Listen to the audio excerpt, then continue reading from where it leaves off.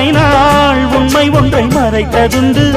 சின்னஞ்சிறு வயது முதல் எனக்கொரு மனைவியுண்டு. கோபம் கொள்ள வேண்டாம் அம்மா, ஹோய் தாங்கிக் கொள்ள வேண்டும் அம்மா.